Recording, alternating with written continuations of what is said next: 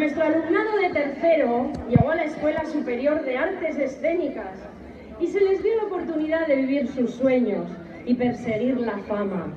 Pero la fama cuesta y aquí es donde van a empezar a pagar con sudor.